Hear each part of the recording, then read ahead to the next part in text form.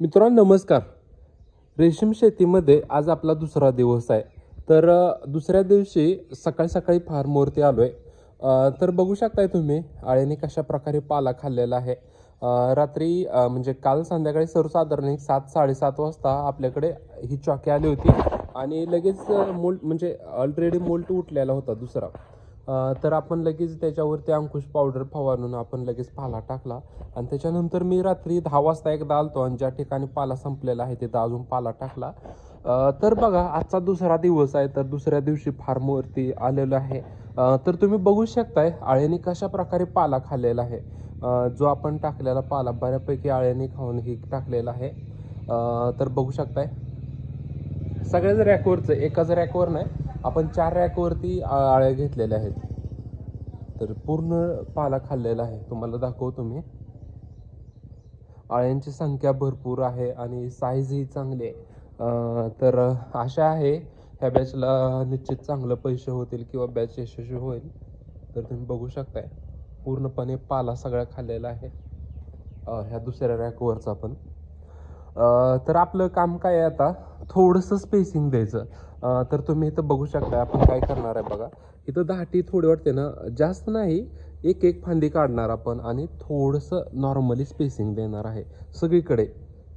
जास्त स्पेसिंग नाही देणार, नॉर्मली थोडं थोडं देणार, जेणेकरून काय होतं जास्त दाटी झाली का आळ्यांना व्यवस्थित खाता येत नाही. त्यासाठी आपण नॉर्मलीच थोडं स्पेसिंग देणार आहे. तर बघू आपण कशा प्रकारे स्पेसिंग देणार आहे. मधील फांदे काढायचे, त्यामुळे चांगला ह्याच्यातून काय होतं की आळ्यांची साईज वाढण्यासाठी वगैरे चांगला फायदा होतो. म्हणजे रेशीम शेतीमध्ये असं एवढं पण काही कॉम्प्लिकेटेड विषय नाही, म्हणजे लईच अवघड आहे ना आपल्याला जमणार नाही. ह्याच्यामध्ये काय आहे की टायमाला खूप महत्त्व आहे आणि किरकोळ बेसिक छोट्या छोट्या गोष्टी आहेत त्या गोष्टी तुम्ही फॉलो करणं गरजेचं आहे. आणि बारके लहान मुलांची जशी आपण काळजी घेतो तशा पद्धतीनं ह्या आळ्यांची काळजी घ्यावी लागते.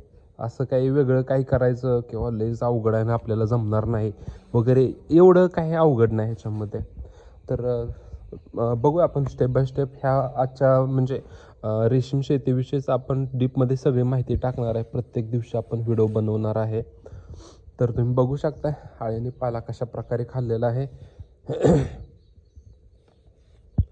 तर स्पेसिंग देऊया आपण आणि त्याच्यानंतर आपण पाला आणायला जाऊन पाला टाकणार आहे.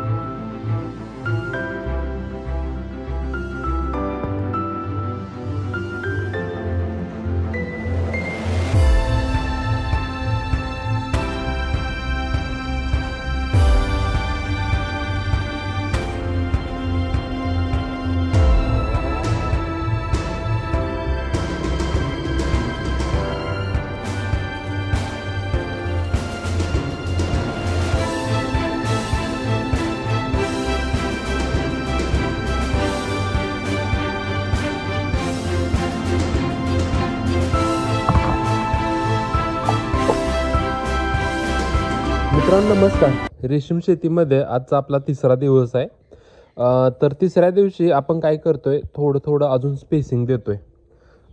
जे आपल्याला दाटी वाटते आदला मधला पाला असा घेऊन फांदी उचलून आपण स्पेसिंग देतोय.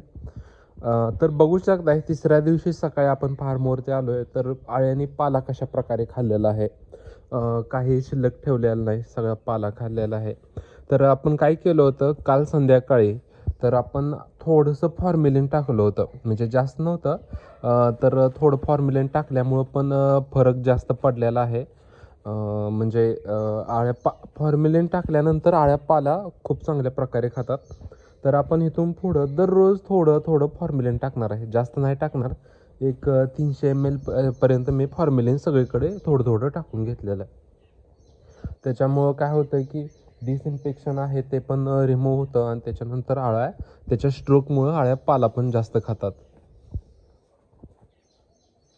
तर सगळीकडे थोडंसं असं स्पेसिंग देणार आहे आपण. तर तुम्ही बघू शकताय दररोज स्पेसिंग द्यावं लागतं. असं नाही की आज दिलं म्हणजे उद्या द्यायचं नाही वगैरे. कारण काय होतं, आता तुम्हाला दिसत असेल थोडी आळ्यांची साईज वाढलेली आहे.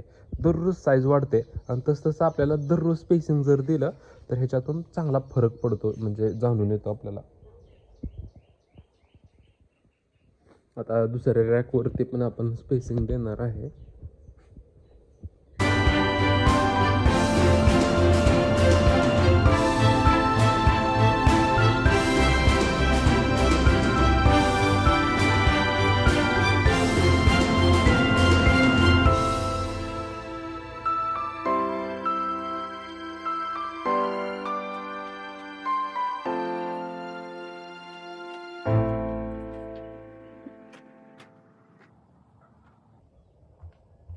तुम्ही बघू शकताय आपण चुना मारलेला आहे.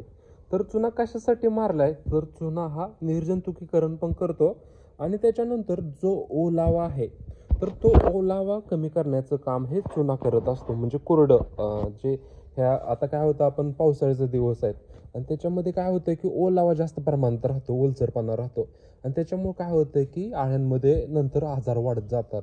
जेव्हा बुरशी लागते आणि बुरशीनंतर आजार वाढतात, तर त्यासाठी जी फांद्याची खालची जागा आहे ती सगळं ओलसर राहू नये, कोरडं राहायला पाहिजे.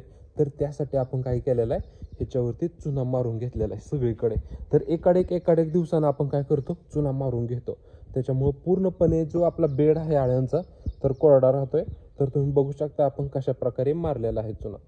तर चुन्याचा हा फायदा आहे.